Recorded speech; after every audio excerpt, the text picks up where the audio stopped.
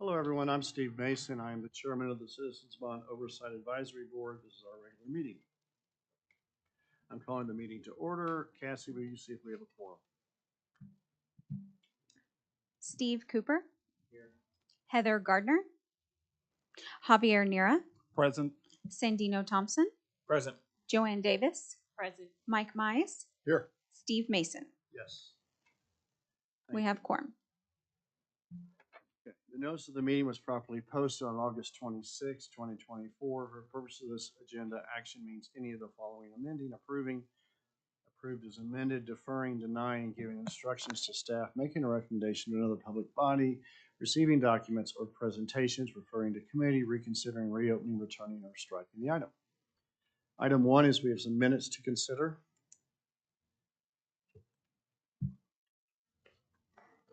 Is there any questions or a motion? Move to approve. Any discussion from us or the public? If not, let's vote, please.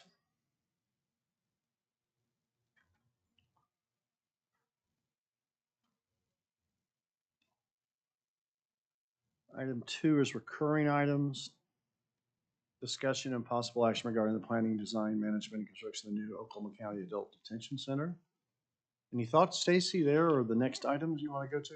Yeah, we'll start with this one. There'll be a hearing in the morning to determine if Del City can intervene in the Oklahoma County case. So we should know hopefully something tomorrow on that. The main case, as far as I know, is still October. I've heard they're trying to move that up, but not sure they have a new date yet. The judge is from Tulsa, so makes it more neutral, I guess. And that's all I know about that. I put a drawing in front of you. It's also on the screen. You'd been asking for this for a couple of meetings. HOK came up with it as, what does something look like within the amount of money we actually have? And they didn't quite get there. This is a $300 million drawing. We only have 220, as you know, but they took about everything out they could. The central utility plant's just a temporary building. The warehouse is a temporary building. They got rid of all the staff facilities. They got rid of all the courtrooms. Some of the parking lots, just really pared it down the best they could. And they got about 800 beds drawn here. But when you get down to the money we have, you're going to have to take another 200 or 300 beds out. That's about the only thing left to take out. So that's where you're at, and it's not a good plan. Like I told you at the last meeting, it's option C. We're still working on option A and B. We don't want to spend a lot of resources on this particular option, especially over the next 6 months. If the reality comes back and we have to, we'll put the resources back on this drawing, do the best we can. But Javier is going to present some stuff later today that I hope, we can throw this one in the trash can at some point, because nobody really has a lot of desire to do this one. It's not going to be what the community needs. It's not going to solve any of the problems. We're going to be operating 2 facilities, and we're struggling to operate one. So, but just in fairness to you, you had asked when they put some work in on it, and I'd be glad to answer any questions about it. Yes. And I don't know if you or HOK can answer this. And what would be the maximum number of beds that this plan would accommodate with expansions?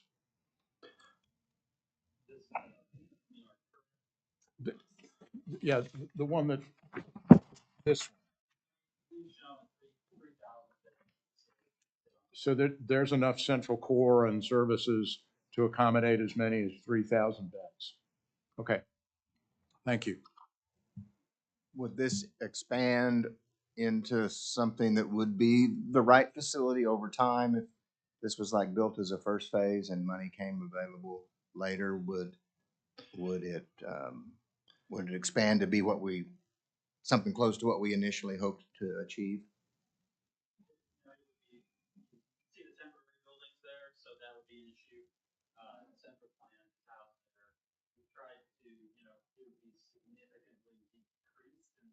equipment that's provided in that central plant.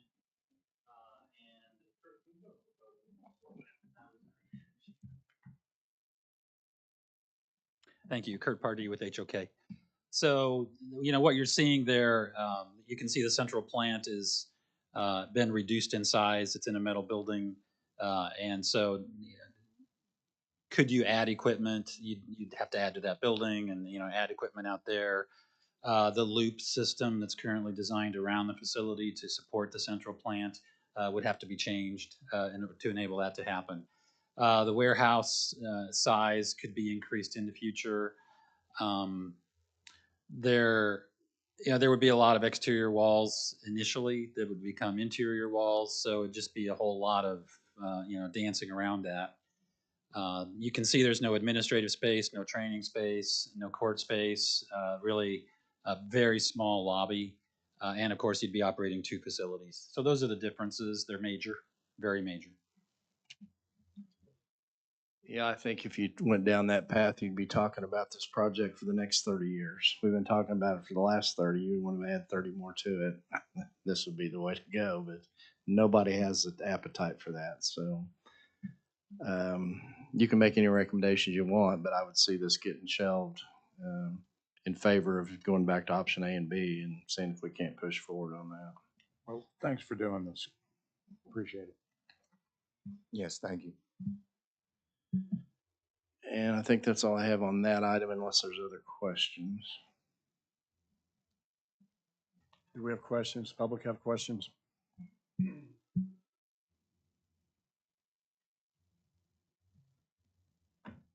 Thanks, Stacy. Okay, I think we're to item 3, talking about the Nashville trip, and we can talk about the Bell County trip also, Stacy.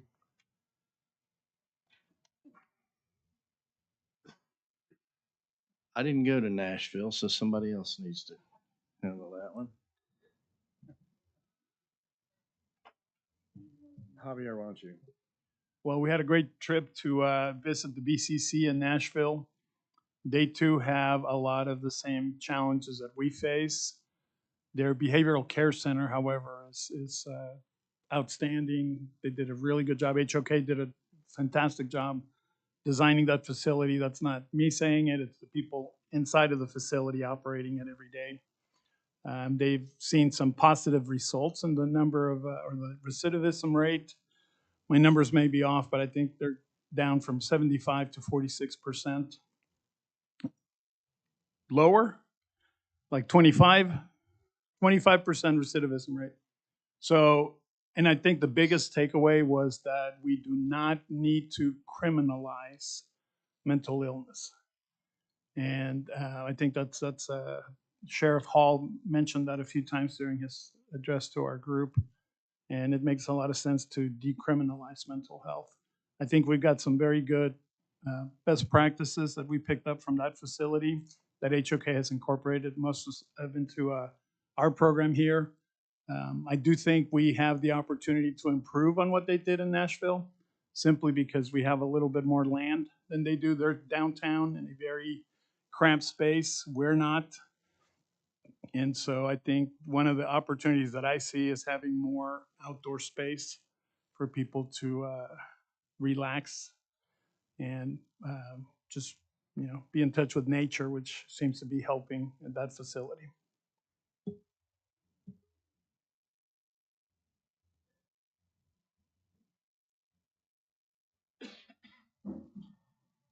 I did go to Bell County, Texas, as did Mike. So you can fill in anything I forget. We were able to see a facility that was about 80% complete, maybe 85%. There were no inmates in it, so that was nice. We could kind of go through everything and see what they were doing. It was designed not by HOK. It was designed by another company, Texas or Louisiana company. So got to talk to the contractor a lot too, but it was a good trip on lessons learned. Some of the mistakes that you could visibly see in that facility that we don't want to repeat. And we got some pictures and some notes on that, so that was very good. And then we did get some time with the cell manufacturer that does the prefabricated cells. The difference between that one and the one in Alabama, this one is in a facility in Georgia, and they build everything in that facility. So you got really good controls on quality because it's always in the same controlled environment. You don't have the elements, rain, wind, and all that to deal with. Their big problem then is shipping. They're gonna have to ship everything up here, so that makes them iffy on competitiveness, but they're still gonna look at us. Especially, of course, the more cells that we would order, the more competitive they're gonna be able to be. The one in Alabama, I understand, was they like to build on site. And we have a big enough site they could actually set up a plant and build on site. So they're that's going to give us a cost savings, but they are building out the elements. So you got two good choices there. They do it a little different, but both companies are really good.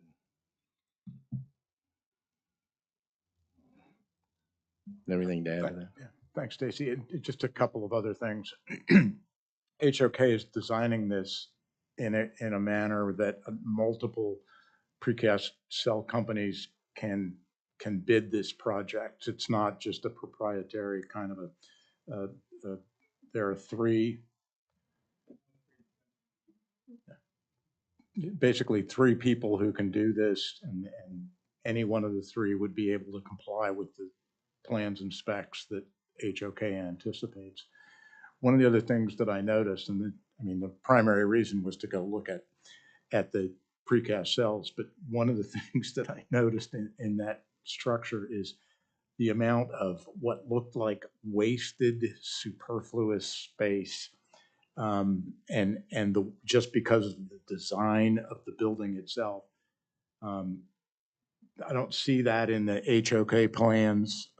It was just immediately obvious to me that facility probably cost more than it could have because of the way it was designed. So I appreciate the fact that HOK is trying to be as economical with the space as they can. That's it. Another takeaway I had on the precast is they have to have 6 months lead time to start casting that, or to get the first one here. And that's pretty consistent with either company. So you've got to set the elements in there, where the bed's going to be, where the sink's going to be, where the air returns are going to be, down to every detail as when they set those forms up. And you can't get a little bit into it and say, oh, I changed my mind. So there's a lot of detail work that has to be done on the front end, and it's got to be done early. So if we wanted to start our project in July, say, we got to order these in like January. And, So and one other keep that in mind.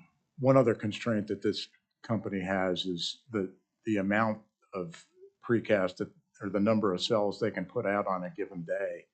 And depending on how many cells we have, it could take 5 or 6 months for them to produce all of those cells and get them here. So. Sure. Okay, Jeff Kerr, do you have any experience on this topic that you all have experienced? Yeah, Jeff Bradley, HOK. Yeah, the first one that comes to mind was Lubbock, about 14, 15 years ago. They did the first significant precast, and they did it on site. And that company is R&W, and R&W has been purchased by Cornerstone, and Cornerstone's the one that's doing the facility in Alabama. And the guy who led that project for R&W is now working for Cornerstone. And that's the one large, major, successful one that I'm aware of. Steel cell kind of became a trend, but for certain reasons, some people prefer it, some don't. There's limitations on that as well. They're noisier and such. And do they work? Yes. But right now, the precast kind of seems to be more of the trend on some of these. Just depends on what part of the country and what you're doing. A lot geographical too. But our Cornerstone could do it on site. You saw that in Alabama. So there's some benefits there, but then there's trade-offs. I mean, it's competitive. They need to price it, and that's what Mike's been beating them up with. Anyway, that's what I'd have to say about that. So Mike, is the steel, are steel and precast about the same cost? Come on up.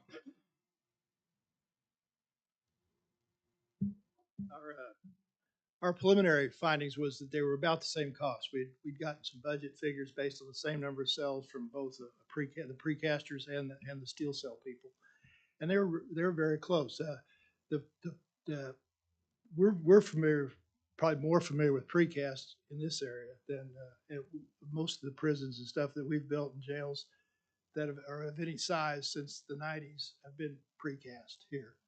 Um, so Cornerstone and the others are people that we're familiar with, and we're very satisfied with how they produce their stuff. Steel cells work better for a high rise and stuff where weight is an issue, or renovation where you have to work into an existing building. Steel cells are by far the way to go when it comes to prefab.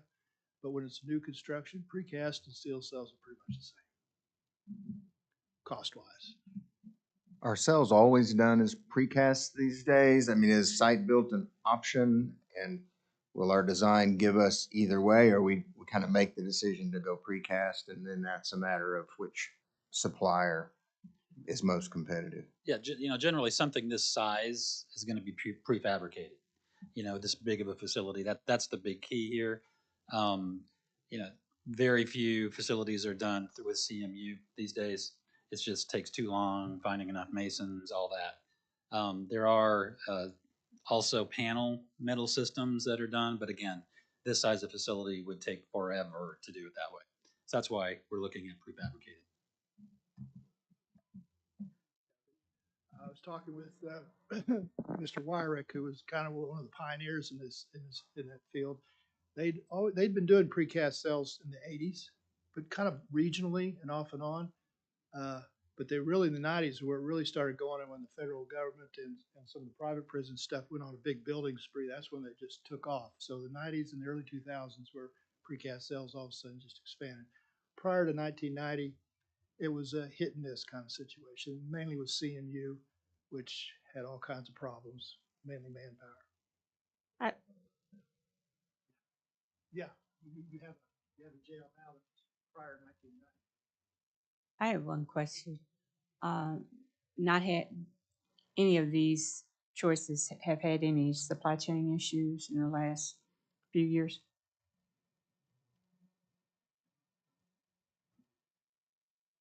That was something I'd asked the suppliers on that. They said it's calmed down now. They did have problems with some of the electronics and some of the parts and pieces to electronic security, if that's what you all heard too.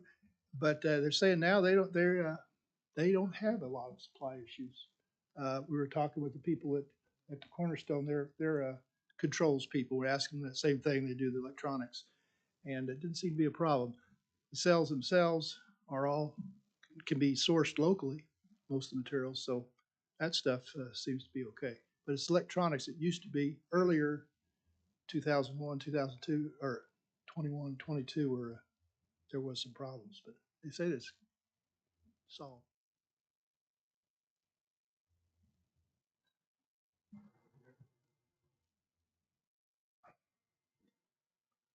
Yeah, I would like to address that issue a little further. The steel cell manufacturers, it all depends on when things hit. If they hit at the same time, there's definitely issues with that. There's 4 skyscrapers that are going to hit New York in about a 12-month period, and that's probably going to suck a lot of them away. And that's on the steel side. As far as on the concrete side, not as much as supply chain, especially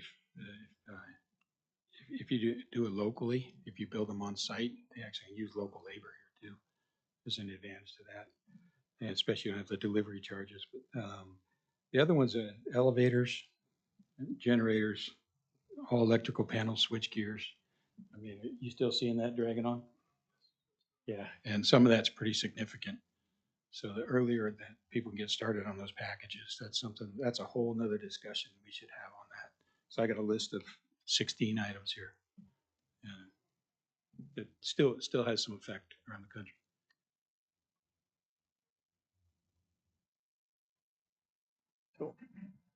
In your all's designing, when does this when does this decision have to be made and who's making it?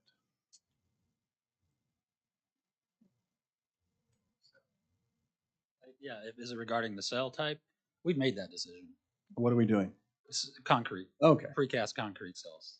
That's just the way we're going at this point. thank you. We've been looking at different alternatives just to make sure there is, competition in the marketplace. Thank you. Mhm.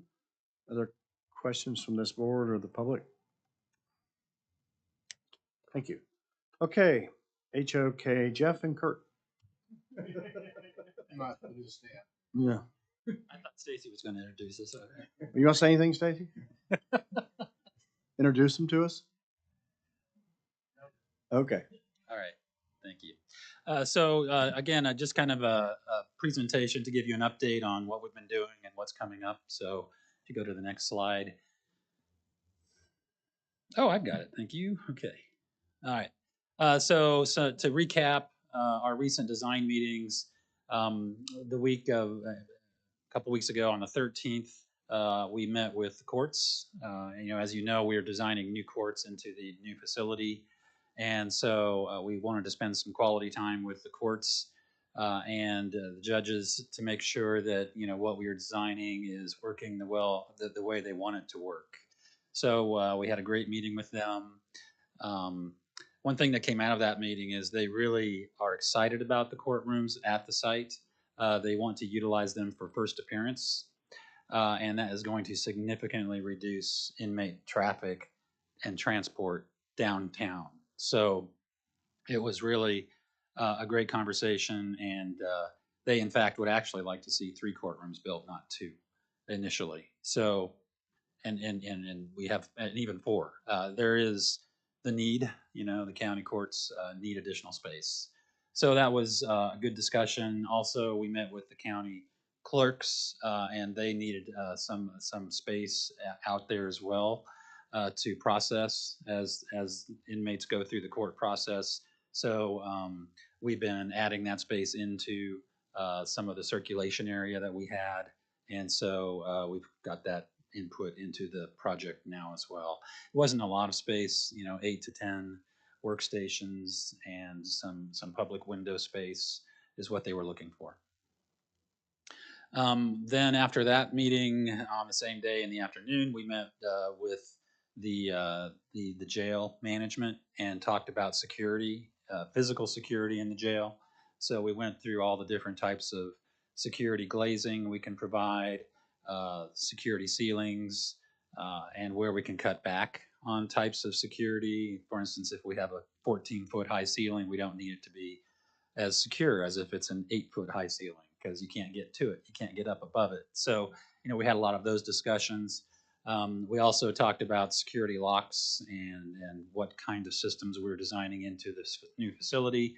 We want to make sure it's something the county maintenance can work on and facilities department can work with. So they were in the meetings as well. So that was good discussion and gave us some good input moving forward on that.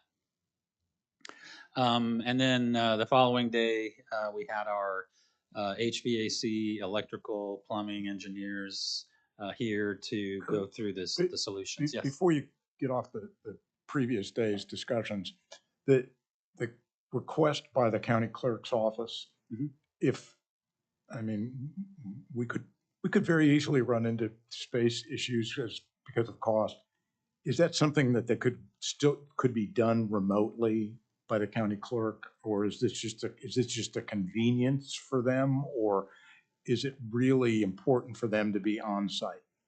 It is really important for them to be on site. When court cases are handled by the chambers, the judges, and the judges' clerks and court reporters and the bailiff, they have a lot of paperwork, especially in the first appearance courtroom scenario where they have people signing off. They have oftentimes people will then, after they leave court, will need to set up a time when they can meet to discuss payments or make payments. So those kinds of things. And so it wasn't a lot of space. We didn't add any space to the overall footprint.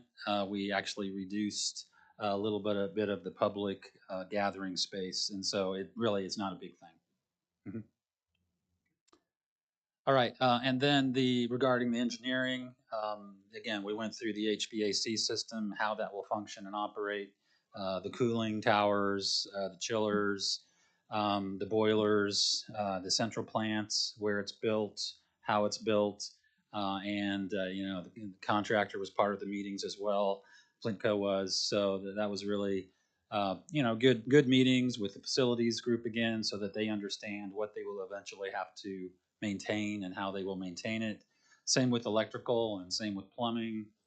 We talked about water controls a good bit on the jail cell areas and how to control those systems. They have some of that now in your existing facility that they have added in the past 5 years or so, and they really like it. It works well to help control inmate misbehavior. So we talked about that system in quite a bit of detail. So that all went well. And then we wrapped up that day with sustainability conversations and what we are incorporating into the project in terms of making this facility as energy efficient and water efficient as we can, while also paying attention to the budget. There's give and take there. And so we just want to make sure that, we give the county something that is as energy efficient as possible and water efficient as possible. So naturally, there are building codes that we have to abide by. So that kind of sets the standard for those types of systems.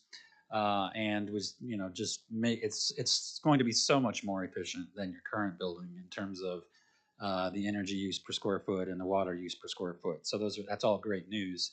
But it's just it's something to make sure we have. We want to make sure that the facilities department understands all that, and they do. So we talked about that. We had submitted for some grants, and I'm sure you've shared with the county. Okay. Okay. Just go ahead and mention it. Okay. So we had a submitted for some federal grant money for rainwater capture and also for photovoltaic systems to be put into this building project, hoping that we would get that. It didn't get approved, so we're no longer considering those options for the project. So those were definitely going to be great if we could get the funding from the federal government to do it, but knowing we kind of have budget issues as it is. We're not going to add additional issue to it. So we talked about that as well. All right. Any questions on any of that? Yes, sir. I'm assuming that the current maintenance team from the county was part of the discussions on systems that are going to be used in the future. They were. Thank you. Mm-hmm. They also have been at the tours that we've gone to with the precast cell systems, and they fully support all of that. They're tired of people digging holes in the walls of the cells. We've talked about the August 8th visit to Belton. Other milestone dates we've been working on. So this past Friday, we submitted the final design development package for the behavioral care center. So that package has been sent out. And I know Flintco is going to talk about cost estimates and things shortly on all these projects. Now they have a new set to start looking at and provide updated costs on that. So that's the behavioral care center update in that regard.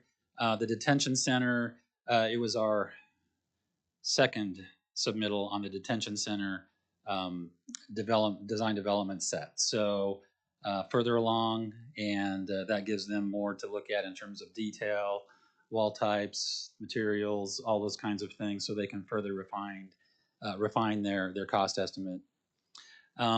The final design development package for the detention center will be in October.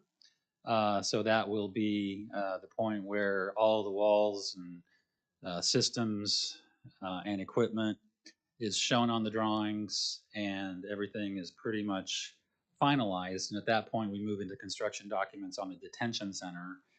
And that's the final phase of design, where we do detailed drawings, getting ready for bidding, and final GMP with Flintco. That's the phase we're in now on the BCC. So the Behavioral Care Center has moved into the final construction documents phase. So we're working on that.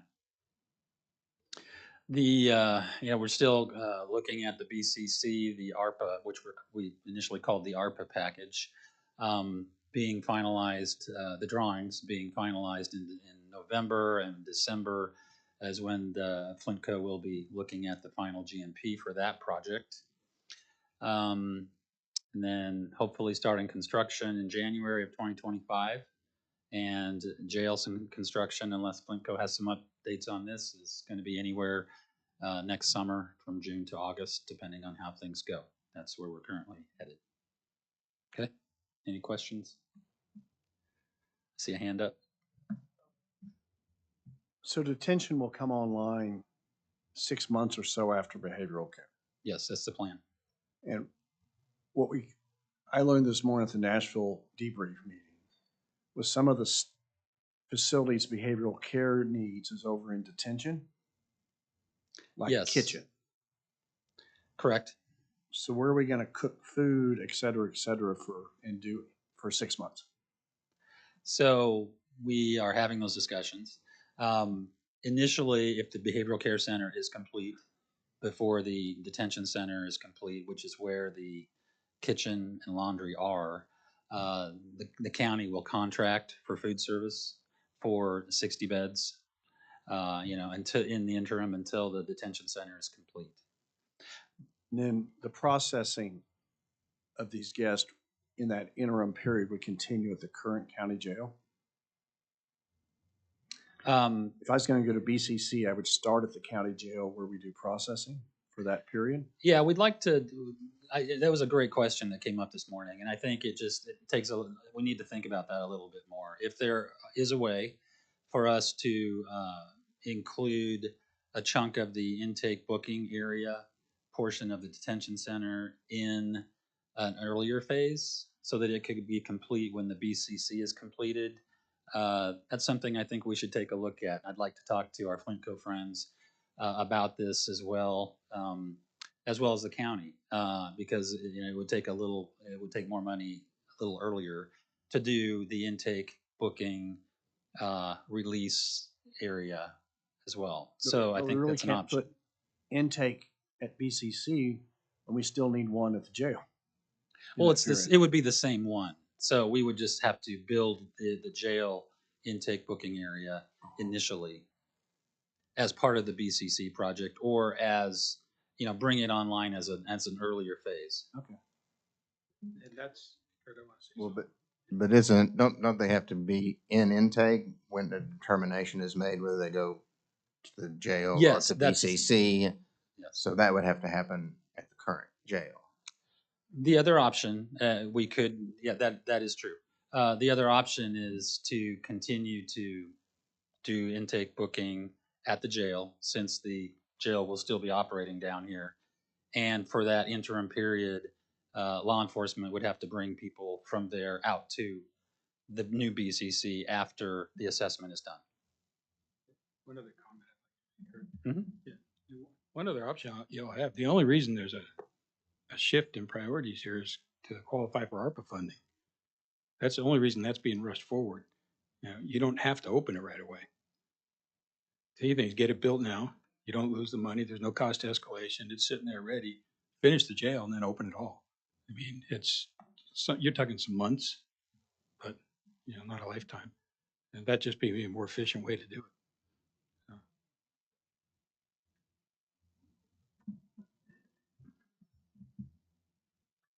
Any more questions on that?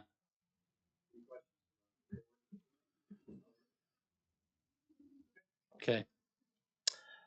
Just wanted to then, go ahead.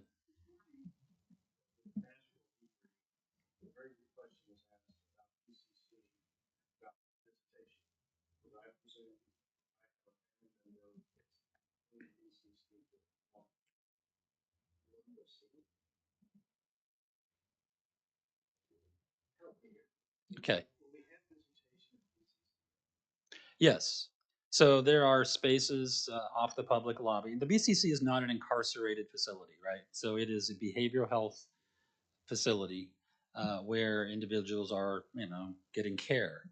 So if they want to bring someone up to visit with the family, there are small conference rooms up there where they could do that. Yep. A bunch of the mental health professionals recommend against that because they don't want that treatment getting interrupted. I'm sorry. A bunch of the mental health professionals that we spoke to, they actually recommend that against that because these people are in intense treatment programs. Some as little as 3 days. The majority are 3 days to 2 weeks. Now, they aren't there very long, and that can throw things off, they say. So maybe in certain instances, Kurt's got it set up to where they could, but it's not what we've heard that typically happens. It doesn't, it's not routine in Nashville and or Indy. All right. So this is just a reiteration of what we presented last month. Your jail population continues to increase significantly.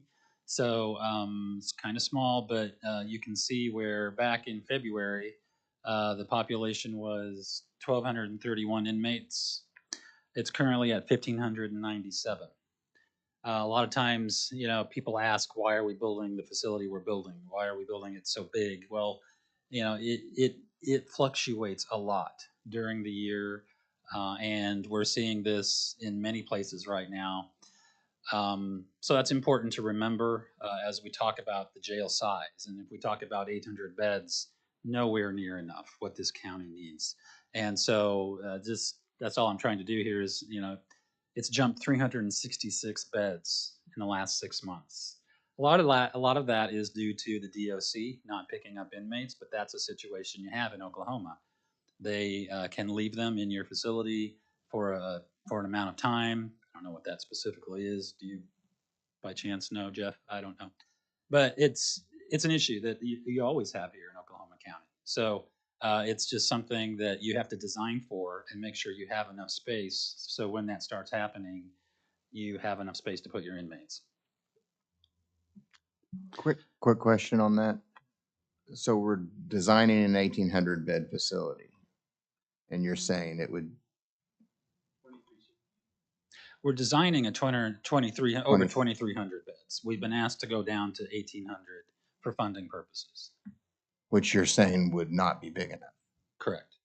I just wanted to make sure I was clear on that. Yeah. Yeah, and I guess I want to. What happens? I guess I want to make sure I really understand the sentiment that the county is responsible for designing a jail that's big enough for the problems that DOC sort of creates.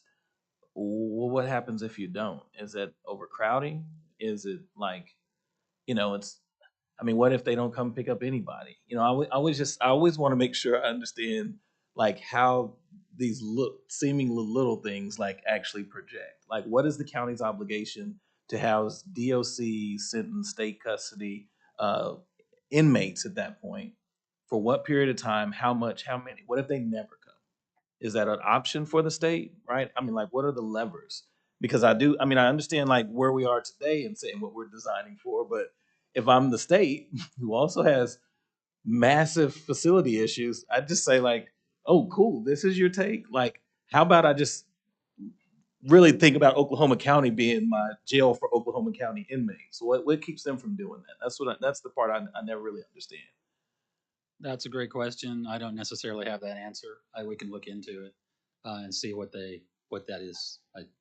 They've been doing it for a long time. Oh, I don't yeah. disagree. I just think there's never been a better time to fundamentally understand, to me, in my opinion, what the drivers are for the county's challenges, particularly when it's as easy as saying, we're not going to pick up your inmates, so design more beds, right? Or build more beds, whatever the case is.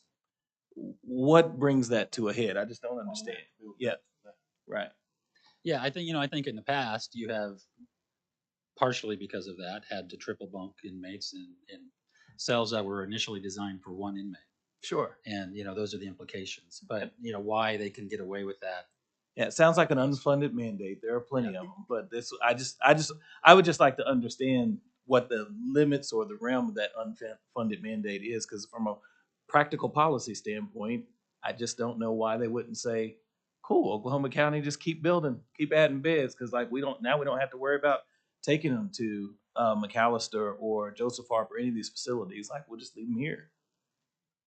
I know there is some legislation or something somewhere because I've read it, but I can't remember it right now. We'll get that back to you. Thanks. Go ahead. Share with what Joe had to say. Yeah, your chairman of the jail trust, Joe Albaugh, he came from the Department of Corrections. The only reason your numbers are at where they're at right now is because of him. He made a phone call a number of months back and said, come get him. Well, he could make that phone call. Most people couldn't. At that time, you had 300 that were on hold. They came, they picked up 260. That left you with a balance of 40. So this last year, you were down to 40. And gradually, over like each week, it just keeps growing and growing and growing. And you're at 157 this week of prisoner holds. So we talked to Joe about it and said, Joe, what do you suggest to recommend? And he said, I'd count that number at 300 for you guys, for the county to be able to cover itself.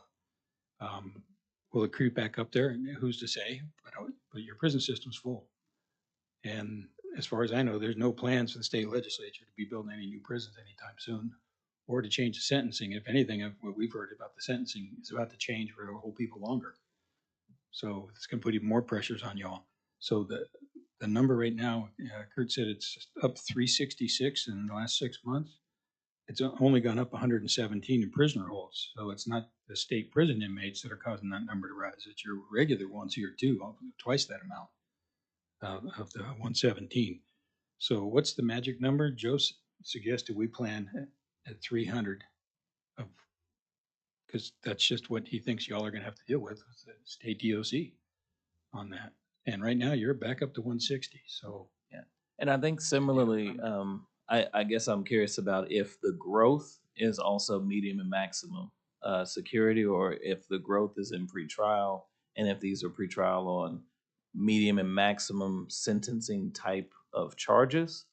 So I mean, it just helps to understand, because I think there's several different elements to this. When I hear on the one hand, a BCC took recidivism from 80% or 70-something% to 20, right? That's a downside trend, and that's something that we're putting in place that we don't have today. But then on the other side, I'm hearing that we got an unfunded mandate from the state to just to have sentence inmates who they'll pick up whenever they feel like it, or when we have the privilege of having somebody like Mr. Albaugh make a phone call. It's like, how do we sort of price that in as a risk premium? So I would just like to understand those overall demographics and the calculus a little bit better, because I mean, clearly we could build 3,000 beds. I mean, I'm sure that the DOC would be ecstatic to have that many, but like at what point? We're already going to talk about, I think, special or bespoke sort of financing approaches, et cetera. If it's 150 beds, 200 beds, we kind of got the per bed count. Like, it feels like every one matters. I just like to understand it a little bit better, I think. Yeah, we've been getting information from the county on the classification of inmates for months. We have all that information. We can bring that to you. So Stacy or someone, assuming DOC doesn't pay when we keep these people past their prime, so to speak, they should never come pick anyone up. Well, they do pay a rate as they're housed here. It's not enough to cover the cost. I think it's about 50 cents on the dollar. So we lose money on every inmate we have to hold over the time. So it's not a good thing for us. And they start paying that when these people have a sentence and it's time to go to prison. Yeah. Prior to that, it's zero. Right, because they haven't been convicted yet. So they're still ours. And then when they're convicted, they're the state's. So I was DOC, I'd never pick anyone up. Yeah. And that's, they do backlog them historically. And I think we'll continue to do that because they can. Right. Well, I think the reality is DOC does not have enough beds for everybody. They do have to rely on the county jails. And as Albaugh suggested, he's counting on a count of 300 beds for that purpose. DOC would prefer to have those people under their care. They just don't have the facilities. And so I think this is an issue we're going to continue to deal with until DOC addresses their overcrowding situation.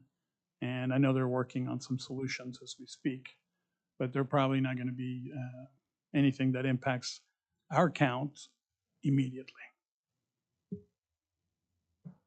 This may be a dumb question. Is the jail ever full? Does it get to a point where here's a prisoner and we're full and we don't take him in, there is someplace else he can go, or how does that Yeah, work? that's how we got in trouble. We've been double and triple selling inmates for decades.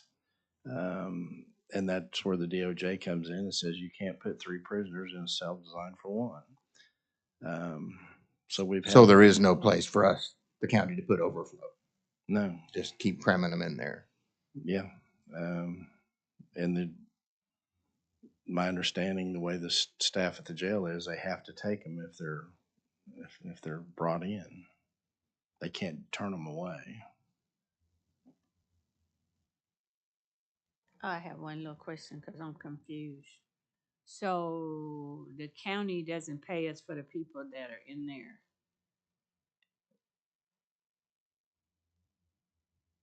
DOC, okay, those extra people, we're feeding them and we're housing them, but who pays for them? Nobody? There's not a bill sent somewhere else? Well, if they are a DOC inmate, we get a payment. Uh-huh. It's about half what it really costs to house them. Okay. So since you said that, who's responsible for getting an increase? I mean, if The it's state, the state sets the rate. I mean, the state, okay, so we got legislators that are basically aware of the fact that this is an inequity. I would think they would have to know that. Okay. Just, you know. But the federal government is gonna get you if you don't take care of these people. DOJ is gonna get you. I'm talking federal government now. Well, they watch what you're doing, yes. So you can't put 2 or 3 of them in a room, in a cell. We're not supposed to. But if you put 2 or 3 of them in the cell, do you get fined? That's not a fine, but it's, yeah, you're out of regulation. We got an MOU, memorandum of understanding put on us in 2008, and then they can take further action against you from there. They haven't done anything to us yet, but I don't know what those next steps are. Jeff probably can answer that better. Okay, can you answer that? I'm just trying to figure out, because somebody's gonna pay some kind of way. When they decide to come, they come. They don't warn you. They don't let you know. They communicate out in the periphery, and when they've kind of reached their limit, they've reached their limit. You know, it's interesting you say about the state paying for inmates. That this is a county facility that holds city people, that holds county people, and city people, and state people. The state pays some. Does the city pay anything? Yeah, and how much do they pay? I don't know. But then the rest of them who are arrested in the county, that's on y'all's nickel. But there's little hands at the trough, and to break that out, you know, that's sometimes telling, but it's also a big challenge for every county we go to. And the other thing too, that not really forget, that I think is really important not to forget, the staff you have over there working right now, there's only so many of them. As you throw in more people, they're trying to hire more people. They always can't. So now you've got them with it. You know, some states it's a minimum 1-to-48 ratio, and that's mandatory.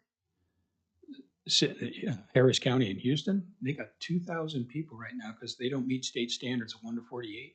They got 2,000 people they had to ship out of state just to find housing for them, and they got to pay that bill. That's 1-to-48. They got them in Mississippi and Louisiana.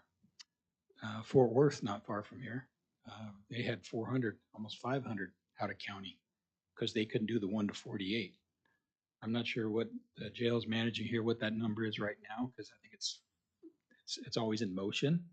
But that's something that you guys have a challenge here that sometimes I think kind of goes to the back of the room. People forget about. is you can bring in more staff, or you can bring in more inmates.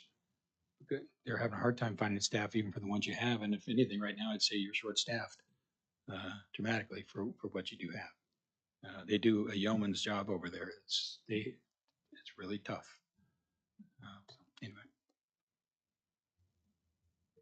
Jeff, this morning, as we keep searching for examples, I think you described when DOJ intervened in California, what it cost. Can you replay what you said? State of California, they've been contacted by DOJ, I'd say to a degree fairly similar to what y'all have been over the last 15 years. The DOJ keep poking around and asking questions, and then you do some things, and they ask some questions, and you do some things, and it ended up the state of California prison system. They had one inmate die per week throughout the year, and it was due to lack of health care. So they finally got enough letters, enough complaints, and enough notice. They came in and said, the federal government came in and said, we're taking over. And they literally took over. And they found some ground. They went to an old prison site in Stockton, California. And they went and brought in the best architects from around the country. And they called it a co-opetition. It was multiple firms together. We all worked together. It's kind of interesting. And they went ahead and designed, let's see, the first one I've got here, at CDCR at DeWitt. That was 1,133 beds. And then on top of that, they came back with a specialty mental health prison, 2,400 beds. So that was 3,400 prison beds for people who are not both with mental health challenges, but also the elderly and a lot of severe medical challenges, from you name it, across the board. So 3,500, basically they built a 3,500 bed prison and to the level and degree of which they wanted. And then they came back to the state of California and said, pay it. And they, billions, literally. And to operate it and fund it, because the way they structured it, they say you must operate it and fund it this way too. You know, that's what they did there. I'm not going to say that's what they'll do here, but when they do decide to come, they come. And that's just a huge exposure for not just Oklahoma County, but for the city and everybody who lives in this county. And it's real. And then, anyway, that's up to y'all how y'all want to do it. But So, Joanne, we've been searching for a cost, and I think we finally heard one. Billions of dollars for 3,500 beds. Hope we don't get there. And it has to be repaid within a certain period of time. My understanding is 3 years, which Oklahoma County would have to raise taxes considerably to repay that billion-dollar facility. And that affects the entire community, not just Oklahoma City, it's the entire county.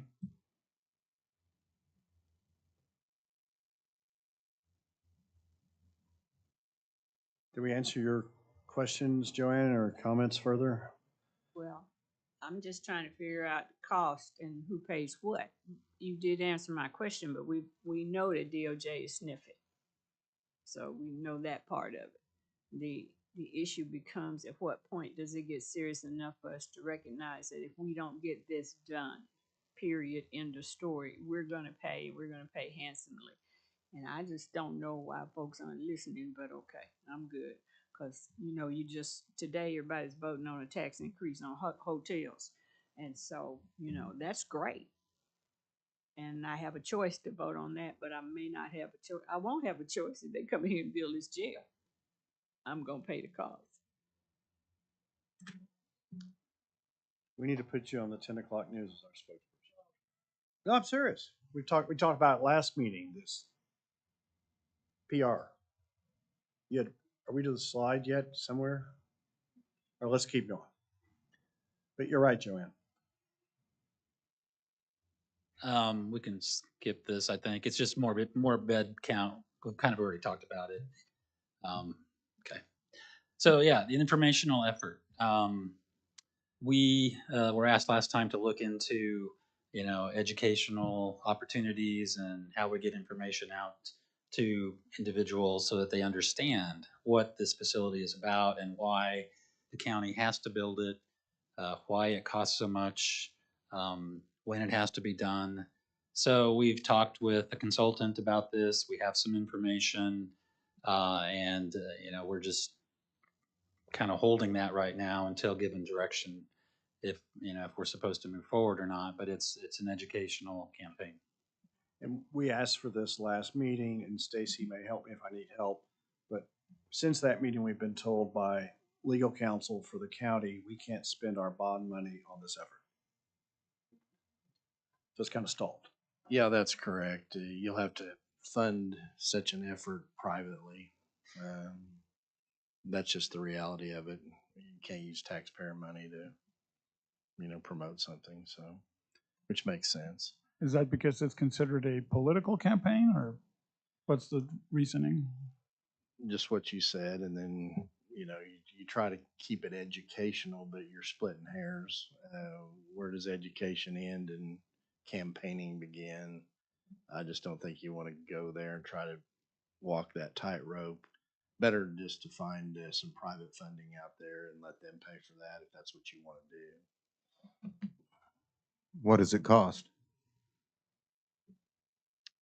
I think I've heard maybe $50,000 would get us started pretty well on social media type websites and so forth, and then from there, depending on how far and wide you want to try to reach people, you can add lots of zeros to that number. Who was the consultant that you visited with or got this information from? Schnucky, Turnbow, Frank, they're local.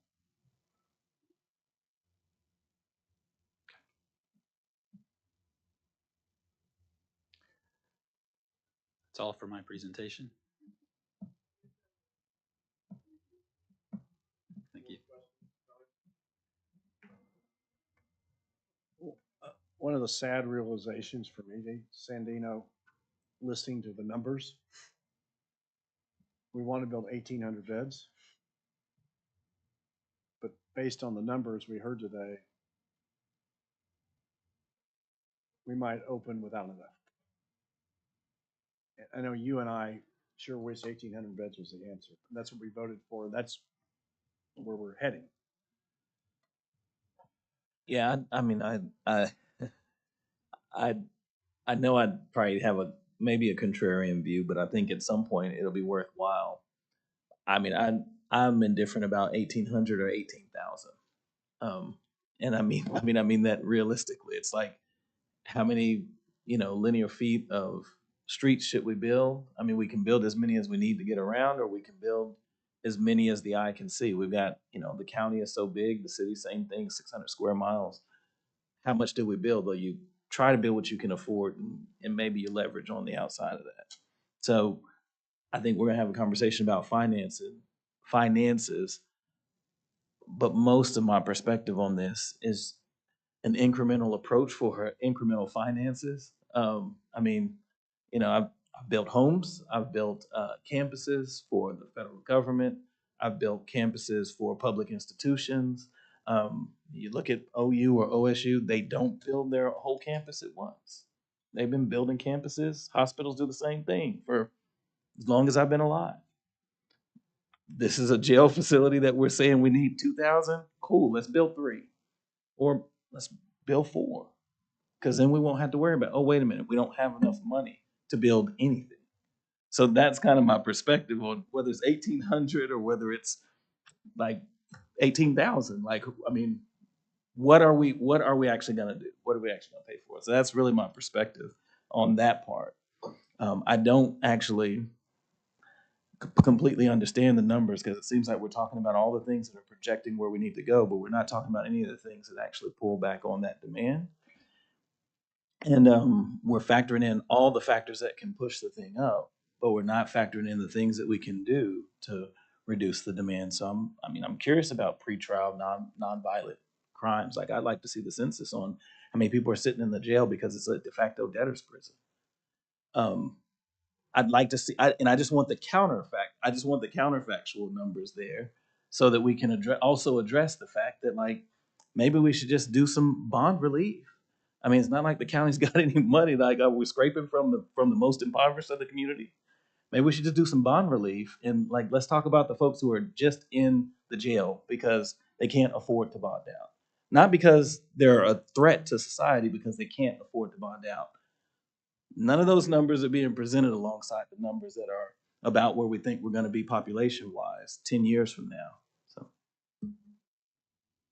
Well, I guess that's the question. I agree with you totally, Cindy. You know, don't get me wrong, I do.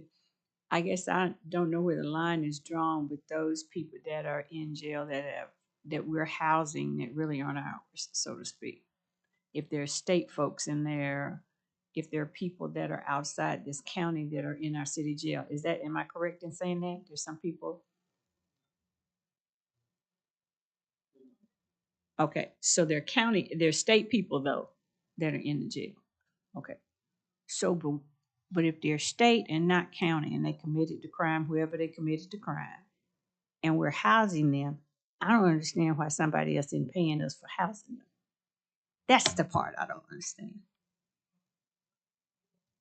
Because then if I'm getting money for costs I'm incurring for somebody else's prisoner, I got a problem with that.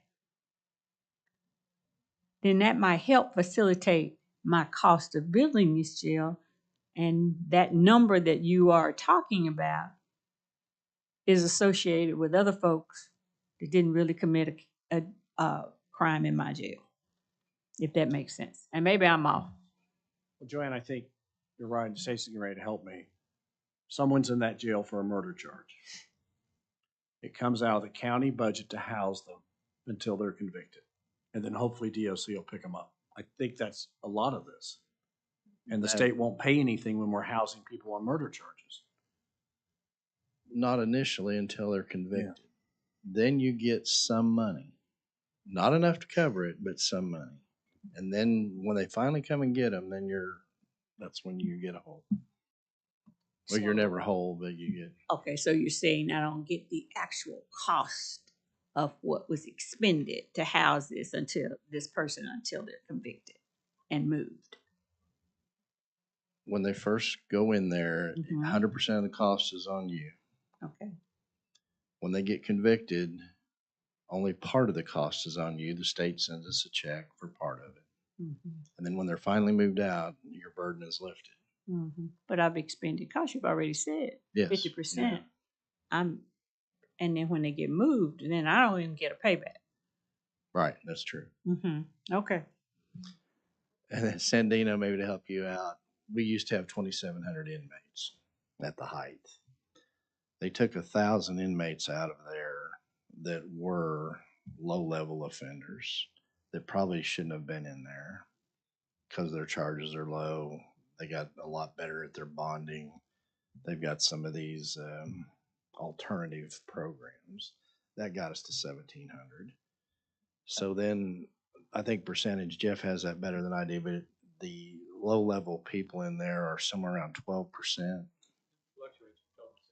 12 to 17% is all that's in there that you're talking about. Everybody else is medium and maximum security and should be in there and should not bond out. fair enough. I think part of my point is actually just that, but I feel like I'm and I don't think this is the case because I actually want to be clear about the fact that I appreciate the work that's going into putting these things together. I feel like we're stacking the deck on all the reasons why we need to do more without even acknowledging the work we've done.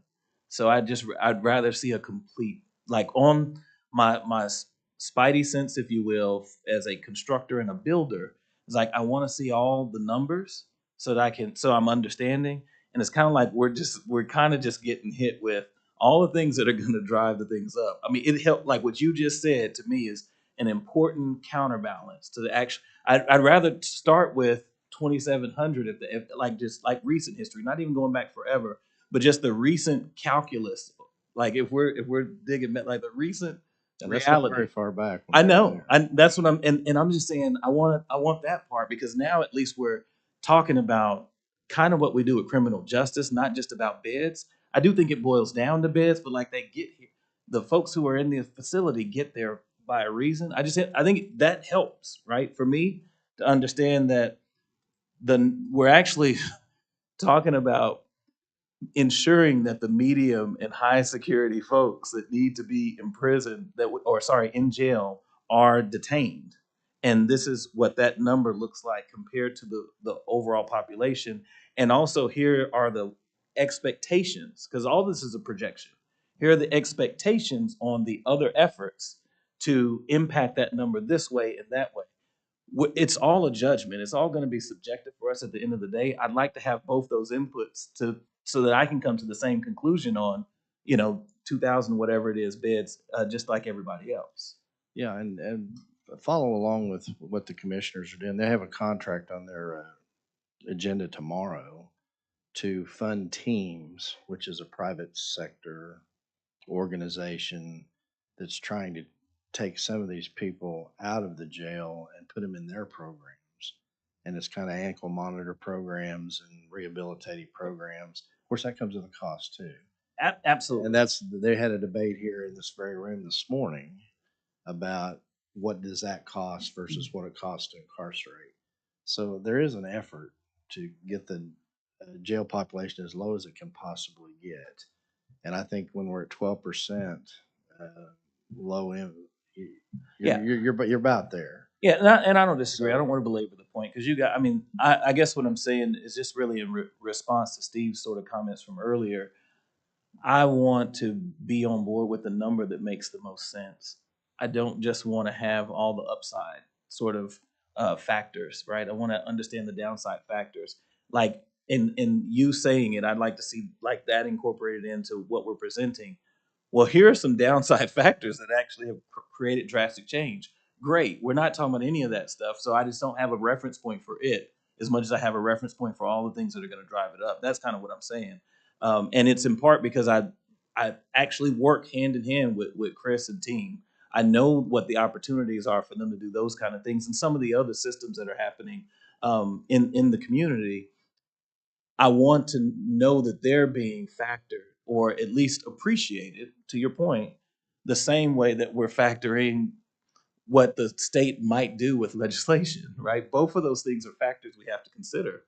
And I just want to talk about both. That's really all I'm saying. And I think he said what his caseload was this morning, team's caseload. Those are all those people that are not in jail because of team. Yeah. And despite all those people that we have out on team, we're still at 1,600 inmates. Got it.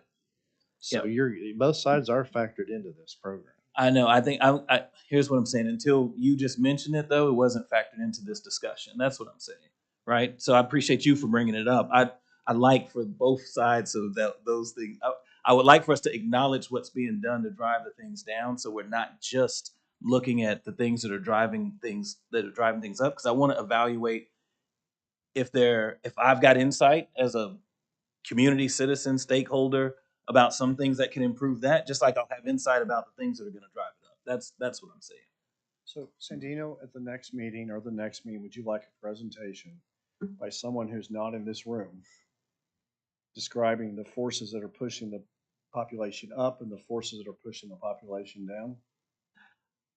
I'm not trying to belabor these points, but I think that if that's something that we can organize, I think it would be helpful to we're heading towards more beds, and we'll kind of see where we head, where we end up with funding. I think that conversation can be helpful. Stacy, would you add that to our agenda for the next meeting, please? Someone not in this room that's very familiar with that topic. Easy to add it to the agenda. Cassie's already got it. Finding the person that can answer your questions a little tougher. I'm not sure who that is. To Sandino's We'll point, work on it. I hear what he's saying, but then, when you start doing numbers, don't you evaluate against the growth in the population? Because a certain percentage of the population but may be incarcerated. And so your numbers are dealing with patterns of growth also. I'm just saying, I agree with Sandino. I'm just saying, that's all, asking the question. That's a great question. That's the slide I skipped because I thought we'd already done that. But I think that we can go back to that, I guess. So, this is how you get, in trying to compute, taking a lot of information out of it because you're trying to explain it to somebody, right? But this is back to the numbers and, breaking out the number of inmates. This was as of March this year. The population was 1,254, and that was due to a lot of work by community services, throughout your community that has gotten it to that point. And we met with all those people this morning to go over their space in the intake area, the booking area, the diversion space, the community services space, as well as the BCC. We met with them so they could understand what kind of space they have to continue to develop better ways to get people and keep people out of your facility. So this is the 1,254 is with all those people doing all those things currently. And we're hoping that through the BCC, you're diverting people from jail. You're going to reduce their recidivism rate, and that's actually going to help reduce your numbers. But you also have population increase, and you have growth. Yeah, Oklahoma County, Oklahoma City are projected to grow 1% per year for the next 30 years, right? That equates directly to crime and the number of people you're going to have in your facility. So there's that number on the upside, in addition to the things you're doing on the other side. So you kind of balance those, and then you also have, in our case, we always recommend you provide at least 15% more beds than people you have in your facility, so you can manage them appropriately. You don't know if you're going to pick up 10 gang members from one side and 10 from another, and you've got to keep them separate when they come into your facility. You have to have extra beds to be able to do that, and that's where that 15% comes from for that kind of thing. There's also maintenance that happens throughout the life of the facility, and that's important. So, and then corrections, the Department of Corrections, that went into this number as well. So with the growth per year and this particular slide, and then where you were at in March of 2024, we were at 1,831, taking into account the growth, because we were trying to provide additional space for the county so you don't have to do this again in the near future. And then also accounting for the corrections holds that you likely are going to see. That's what this slide was. So you would say 2,100 beds is where we need to be. This was in March. What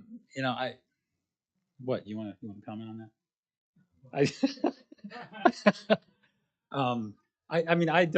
I'm not telling you to build a bigger facility. I would hope too, like everyone here, that the programs you're putting in place, the BCC, the reduced recidivism, as you take people that have behavioral health issues and you treat them instead of lock them up in a box, which is what you're doing right now, you're going to have fewer people in there. And I think that's true. We don't know what that number is going to be, though. So, we just have to make an informed decision about what we think the number is that you should build. Okay. So we can afford 700 beds. We're drawing 1,800 and we need 2,300. That's what that I'm shows. having a hard time.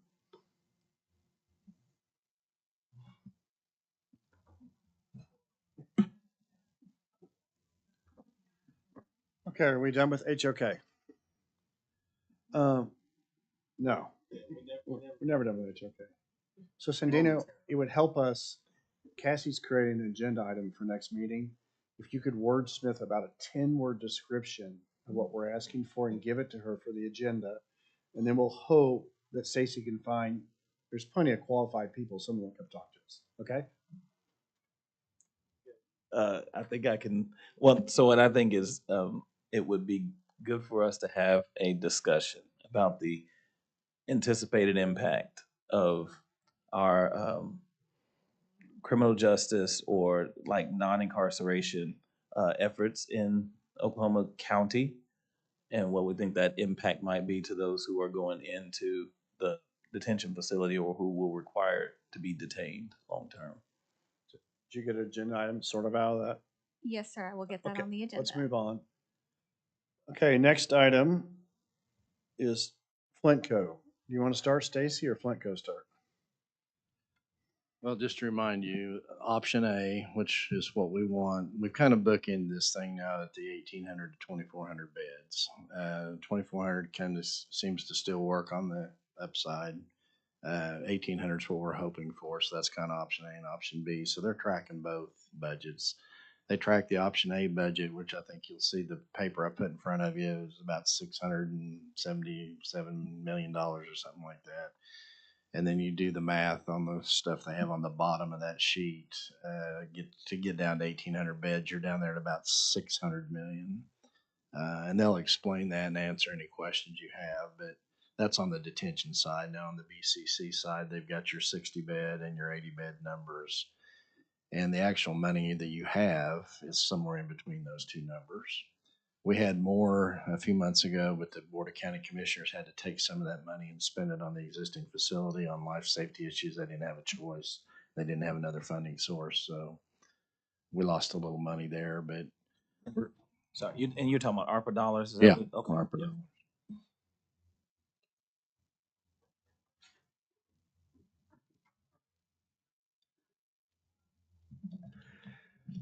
Okay.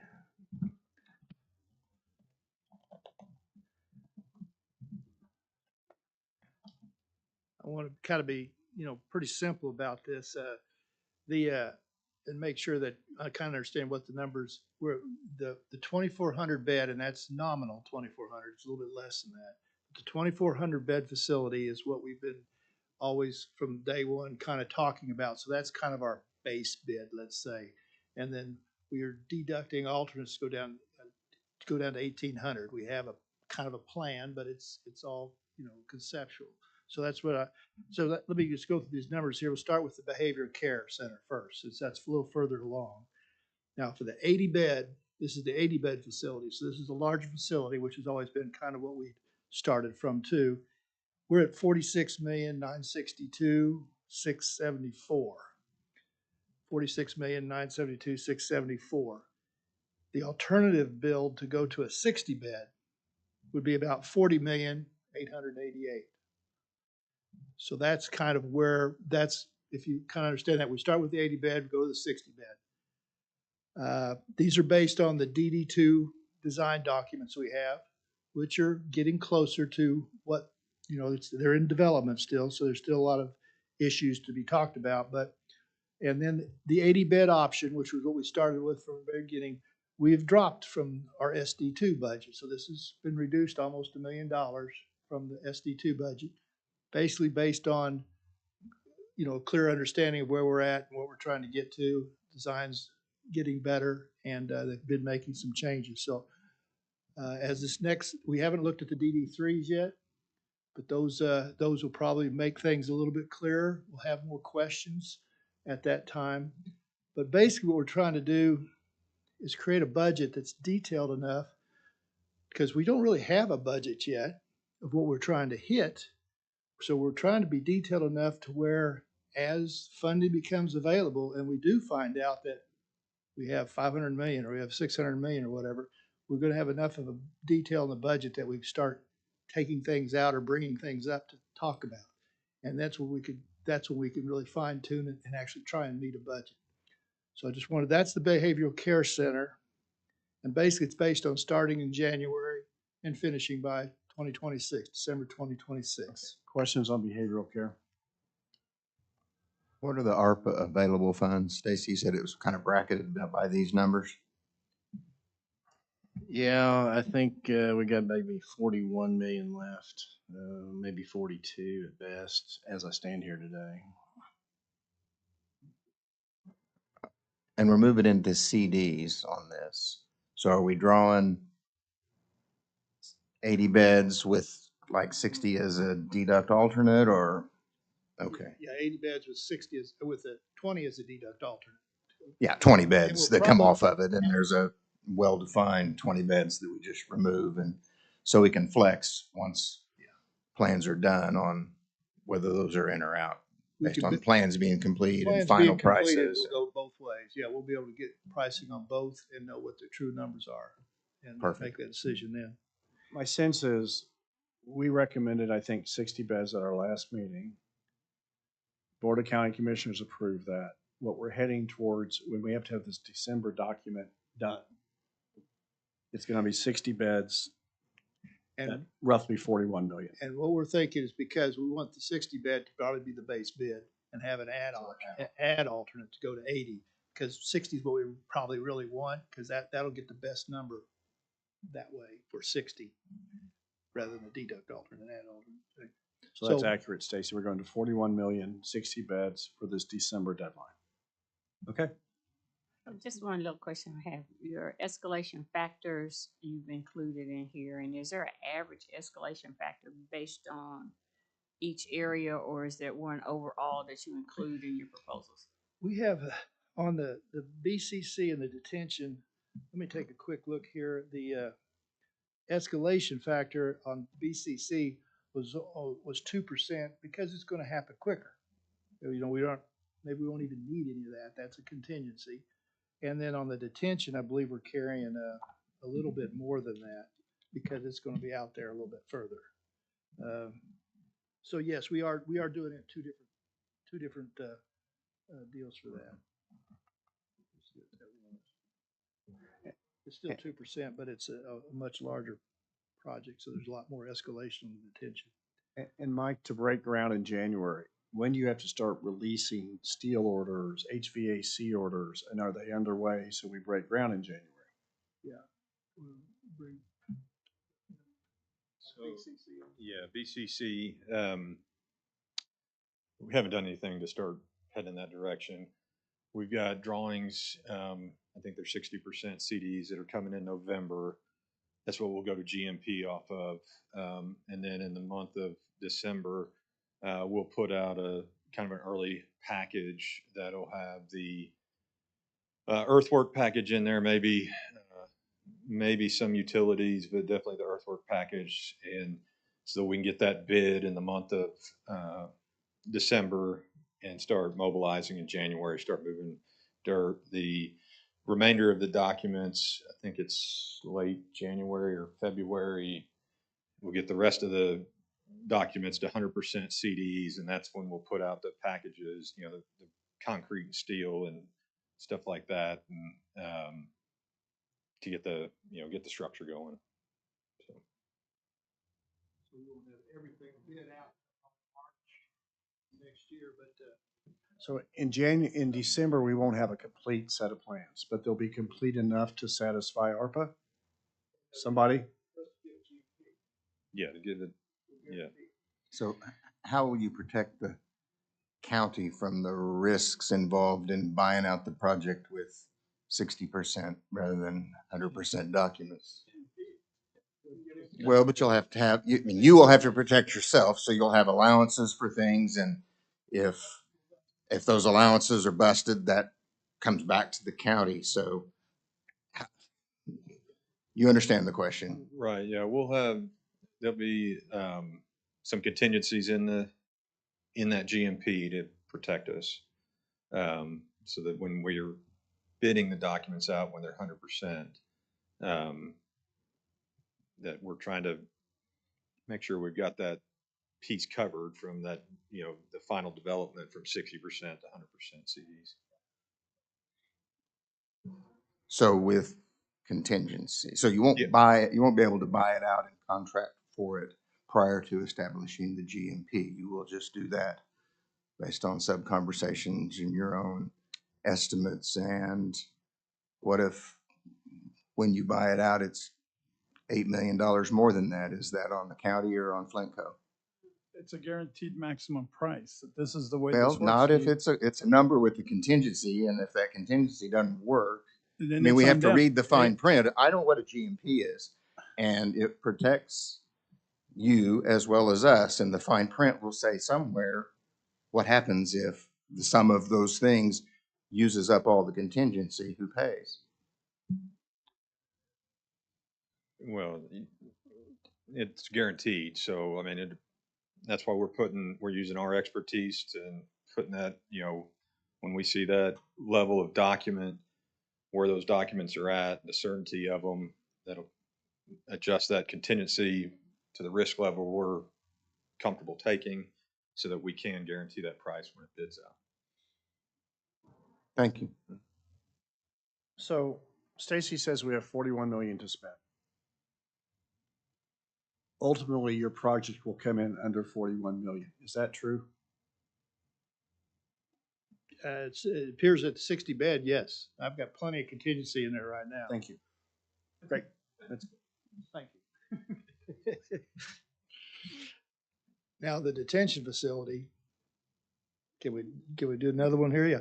The current budget on that, I had 23, 28. That's correct. We're around there. But it's, we're at 667,497,717. That's the nominal 2,400 beds, 667,497,717. The alternate budget to build an 1,800 bed then is approximately 600 million, 573,904. So we're about at, there's about a $70 million difference is what we're seeing between the 1,800 bed and the 2,400 bed facility. Still pretty conceptual on that, but Did you say 1,800 was again? 600,573,904. So it rounds to 610 million. Is that what we're saying? Rounds from 610 million? 610. Six, So 600 million for the detention, 601. roughly 601. Yes, sir. And like I said, the 2,400 bed option is what we started with at the very beginning. We're about $9,700,000 less in our budget now than we were back at the SD2s. Most of it that was they came up with a good way to reduce, get rid of all the penthouses, bring them down. Also, they made corridors smaller and made the walls shorter. And when we went back and re-estimated those things, there was quite a bit of savings there. So that kind of stuff is what kind of brought those numbers down right now. Still have 16% contingency. So we've still got a strong contingency on that.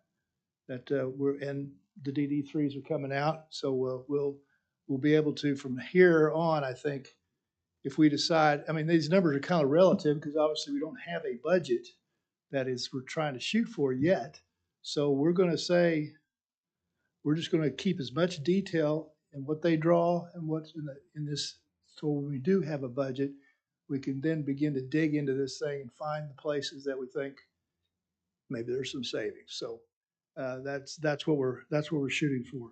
This budget's based on starting no later than July 1st of 2025.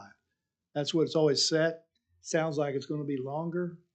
Don't know what that's going to do. Probably could be some more escalation. It just depends on where our funding comes from and when it comes available. And the idea was this budget was based on starting by July of next year and completing by May of 2028. I don't know if there's any real reason or dates that we're trying to hit at the end, but that's kind of how we've looked at it, about 40 months from January of this year to the end of the whole project. So that's kind of our conception of where we're at budget-wise, what we need to be shooting for. Design is going on. We're going to continue to work on a 2,400 bed facility with options to go 1,800 bed and give the county everything they want and they need, and until we get further instruction. And if we got more detail on this particular budget, I'm gonna give it all to the county. You can certainly go through Tracy and look through more of this information. Questions for HOK? I didn't, well, Flint Code. Flint I don't, Code. we're done with HOK. Didn't we say that? We're done. So actually, just going back real quick on the BCC conversation, do you anticipate, this might actually be an HOK question. See, here we go. Do you anticipate that as the packages come out, some of the long lead items might be on the upfronts? Like, I don't know how likely it'll be that, like, I don't think the elevator shaft, if there's elevators in the BCC. Okay, so I was just kind of curious about if you I think. learned this morning we do have elevators. Yes. Not in the BCC. Oh, yeah, this is BCC. Oh, BCC, never Sorry. mind. Yeah, so any of the other, I mean, switchgear, whatever it is that you think might actually be long lead, I was just curious about that. This BCC is a much more conventional. Yeah. Yeah, I think with the BCC, probably the biggest concern still with long lead items is still electrical gear. I think the BCC, like you said, is a simpler project, so that gear is not quite as complex. As we get into the detention side, we're going to be in medium voltage gear, and those are extremely long lead items. We're working with HOK to develop some early packages for some of those items, as well as like the precast cells, stuff like that. We've got to do it in a manner that we still got to stay compliant with procurement laws and stuff like that. So it creates a little bit of a challenge doing early packages, but Okay, so I think you answered what I was curious about. Sounds like more of the focus on getting early packages is going to be the larger facility. BCC, we're not going to end up in a situation where we're ready to go, but the electrical gear is holding things up. I mean, to the best of your knowledge, I mean, that's what I'm thinking about is are there long lead things that are CM at risk, a design build approach maybe might need to be in the early packages along with dirt work or something like that versus in the spring packages? yeah, I mean, on the BCC, it's really my biggest concern would be the switch gear, and we've done that a couple different ways since this has become an issue over the last couple of years, and we've the problem with trying to buy gear early is it's the last thing to get designed. Once all the architecture design is settled, then electrical gets settled. Um, so when you buy it early, you've got to make some assumptions on that gear and causes some changes when everything gets finalized under under Title 61. There's opportunity there where you're buying your gear from one electrician and then another electrician's putting it in. That just it's not not the worst case, but it just creates another level of complexity that you have to deal with. Um, and so depending on the sophistication of that gear, I think with the time frame we've got, I'm not overly concerned that we need to be doing something out of the box. Now, when we get to the detention center, we may have to. That's my question. Thanks. I don't. Steve had to leave. Well, actually, Steve's back. I'm going to wait till he gets here.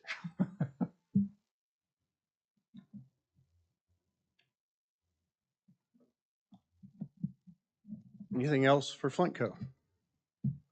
Any public comments about Flintco? Okay, thanks, Mike and team. Okay, the next agenda item is discussion and possible action regarding a report on public and private partnerships as it relates to jail funding. Yeah, and just to let you know, the bond council has approved that we can enter into these kind of things by statute. I've got a document here that is clear on that. So some creative financing options are available to the county. And Javier is going to explain those to you. I'm not going to explain all of them to us, but I do want to mention that the way government is funded is typically and traditionally by issuing bonds that go against their guaranteed revenue, which is taxation. There are other vehicles that allow you to have similar models. They're just a little bit more costly, but they allow you to secure said financing. One of those is revenue lease bonds, which are based on the county's revenues and allow you, we could get up to $600–700 million through a revenue lease bond. Okay, and what that basically means, if you think about it, it's a lease to buy program. You're not using your own money, you're using somebody else's money. You build out the facility, you make your payments. At the end of the term, you own the facility. While it is an opportunity that should be considered, I think the recent interest rate issues have created some hesitation. The Fed should be lowering rates next week, which should change that picture. But you're still looking at a significant amount of debt annually. So if you were to borrow $600 million, worst case scenario, you're probably looking at anywhere between $35 and $40 million in service to debt per year. Per year. That's a 25-year program. I think we have an opportunity. Obviously, we leverage what monies we have committed, roughly 220 million. So what you'd be buying, or what you'd be securing the loan on, would be roughly 440 million. So that still drops it down maybe 28 to 32 million per year. You're able to build out the facility, you have the cash. There are ways to explore these opportunities with private entities that do this all day long. They can come in and identify your revenue streams. If I'm the bank, I'm not going to let you borrow money unless I confirm what your revenue streams are. This approach was attempted with the previous effort to build a county jail for a previous sheriff. However, the sheriff was not willing to disclose revenue streams, so that killed that process. But this is an opportunity that should be considered as an option to providing immediate funding for the project. And this is potentially a 4 to 6 month exercise where you get the money at the end of that period of time. And what I would probably recommend is that you break it up into bond issues. You don't bond out all of the 440 million all at once.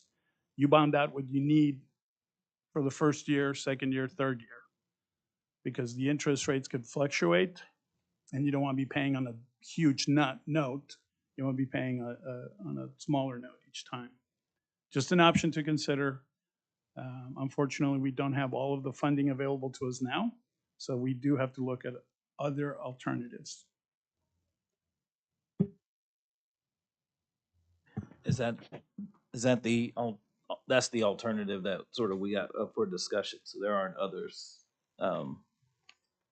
Well, I mean, the ideal alternative would be to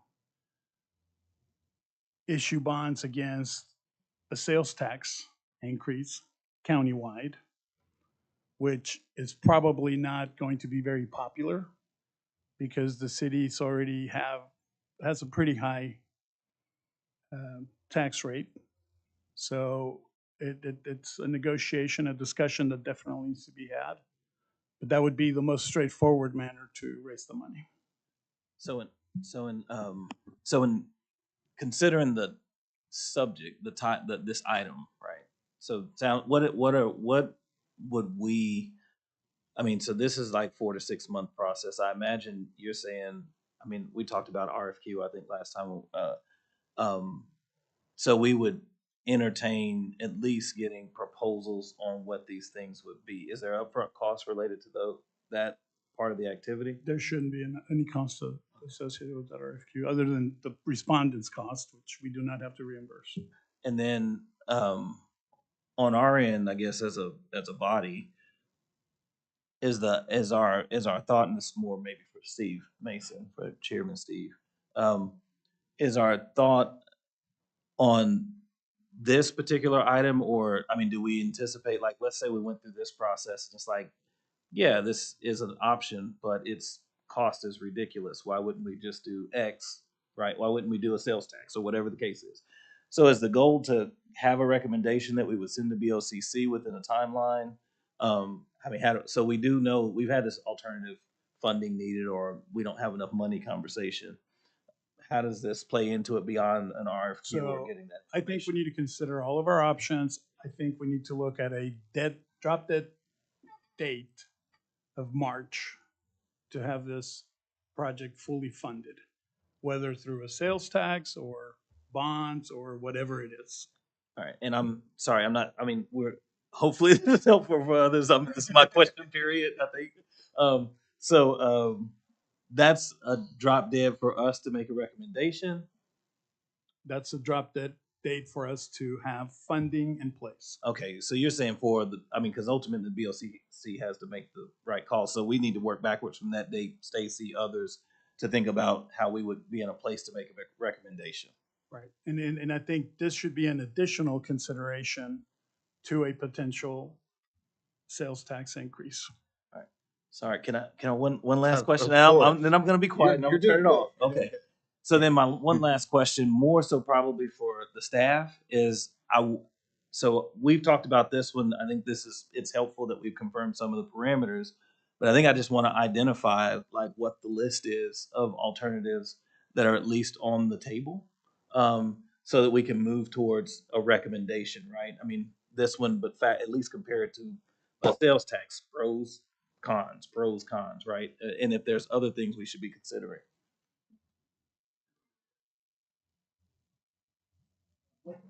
Let's stay with his comment. Javier, do you have any thoughts on that? No, it makes sense. I mean, that's what I'm suggesting is we look at the various options, do the pros and cons. It's our responsibility to make a recommendation to the commissioners. But I think this should be an option that should be considered, regardless of its cost. How long does it take to test the feasibility of a PPP? Like, We you know, we can get numbers 2 to 3 weeks, just ballpark figures. and that would tell us whether it's affordable or not, a Well, good it tells, option or not. I can tell you right now, it's not going to be affordable. Okay. It's an option. So let's say it's low side. Let's say it's 28 million per year.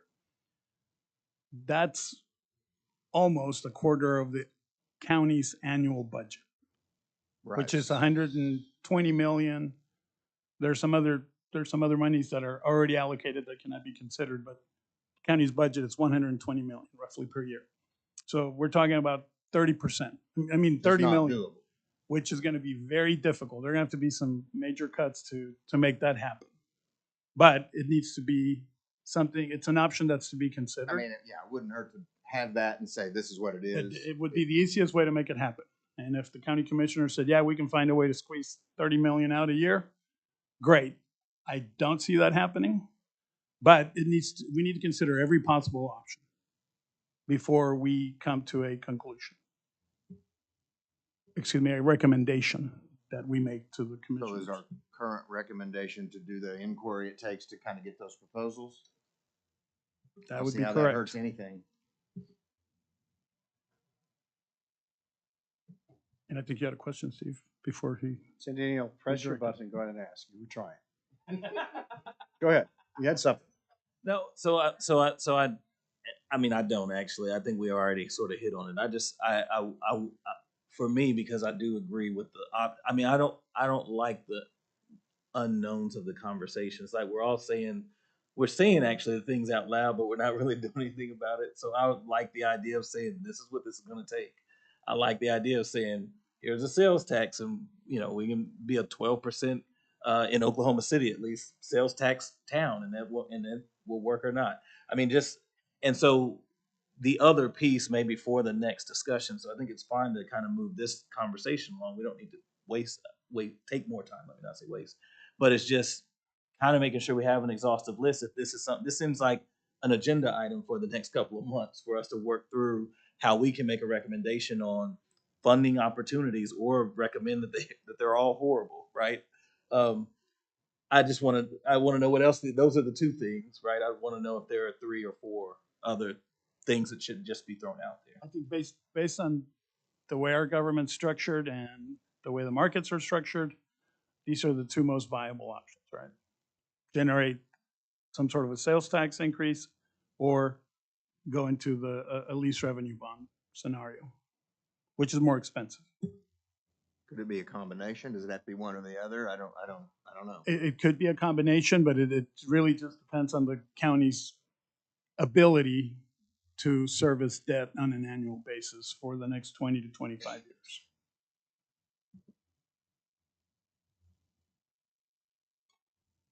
And interest rates are coming down. I don't know what sort of impact that will have on the numbers, but again, it's a calculus that can be done fairly quickly, and we'll have a pretty good idea of what that could look like. Other comments, questions? Any comments from the public? Is there thought about a motion?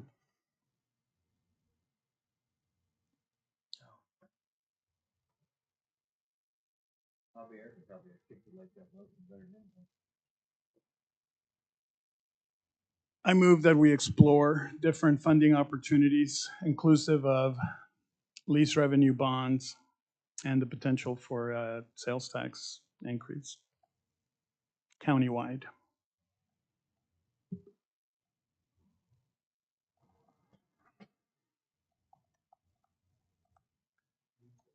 Okay, before we go to, I have one question for you. Should we, if we're gonna look at revenue lease bonds, sales tax, should we also add to that to look at ad valorem? Or you just want to leave it at those two? Well, I think the tax that I'm talking about is ad valorem and a sales tax, because there are two concerns that we have. One is the construction of the jail. The other one is operations. And so that's why we need to do the calculus on both. And that's inclusive of a sales tax and ad valorem. So we're gonna look at, I think the motion's discussing revenue, what I call revenue lease bonds, sales tax, and ad valorem. Sure. We just, Well, I know. When I said countywide tax, I meant ad valorem and a sales tax. you got that, Cassie? But how do we look at all those, the sales tax and the ad valorem? It seems like looking at the revenue lease is a matter of soliciting some proposals and getting some feedback, and that's pretty well-defined time and quick process. I wonder if we should confine or tighten this recommendation to just that initially and maybe subsequent.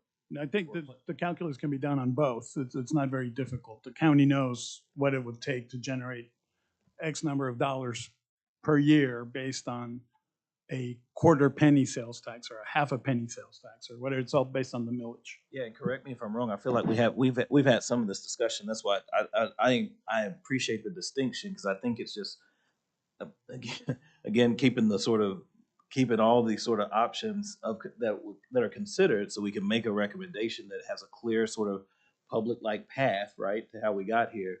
But Stacy, if need be, correct me if I'm wrong, or you can nod. But you guys know what kind of millage rate what things would cost. I mean, unpopular, yes. So you probably, but you know what that. I mean, you know how to get to what that would generate relative to the construction and the operation. You know, same I think on the sales tax. I mean, you know, within reason. So those actually seem like the easier things to calculate, because it's just really the math going back into what I imagine the clerk in the assessor's office is already calculating, right, for the entire county, right? So then the added piece actually more so is what we're talking about with the revenue lease bond element, and getting some probably third parties to put something on the table that would say, here's a term sheet or terms we would offer, and maybe revenue. And we could ideas run or those analysis. calculations without having a formal process so that we can have an educated decision if that's the path we choose to follow. I mean, I like if we can get the validation of the market. I mean, I like just knowing what it is. So personally, anyway. Okay, any other discussion, or is there a second? You have a second here? Okay, any discussion from us? Any discussion from the public? Okay. Reverend Forsyth, I would just like to know. would you come up and identify yourself, please, Reverend? Roy Forsyth. I was just curious, are you looking at Oklahoma City's budget contribution to the jail? I mean, you have the county budget. Oklahoma City has a budget, and they have MAPS projects, and they're building new stadiums and lots of stuff. They should be participating in the cost of building this, is my opinion. Okay, I think, Invite the mayor to come well, to. I think, Mike, you're the closest to maps here. You want to comment why that might be tough? It's a great idea, though. All right, and this is just my opinion, but I think one of the responses you would get from the city of Oklahoma City is, if there is an additional ad valorem tax, if there is an additional sales tax, the citizens of Oklahoma City are going to be participating in those taxes. So the citizens of Oklahoma City will be contributing. Either way. Okay. Just didn't know. Thank you. And we might also add, we can't spend MAPS money on something they don't own. The MAPS Can't be spent on anything other than what was voted upon. Yeah, the MAPS money is dedicated to specific projects. Right. So and frankly, a number of those projects benefit the jail because they do involve diversionary programs, which will help reduce the population at the county jail. Well, one of the other things that previously you were talking about, the length of stay in the jail, you know, I would see inmates that have been there from 1 to 3 years waiting for adjudication. So the public defenders are a part of the problem of how you get people moved in and moved out. So that's one thing that you need to consider. Which I think what Sandino was talking about, if we were at a peak of 25 or 2,700, we got to 1,500. Getting those cases out of that jail. And we're going to hear about that at the next meeting. And that you're right. Okay. And we're trying. Thank you. Yes, sir.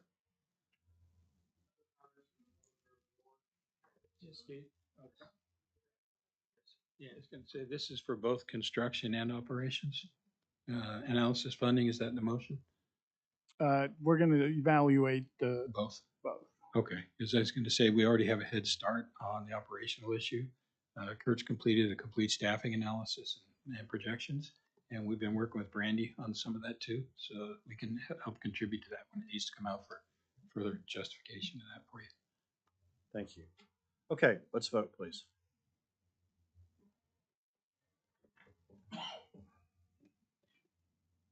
Motion passes. Are we done with agenda item number 7, public-private partnerships? Are there any board comments, any public comments? Reverend Forsythe, any final comments for us? Okay. Appreciate you being here and caring. I think we're all expressing we wish more people were interested in what we're trying to do. So thank you for being here. Okay. Can I have a motion to adjourn? So move.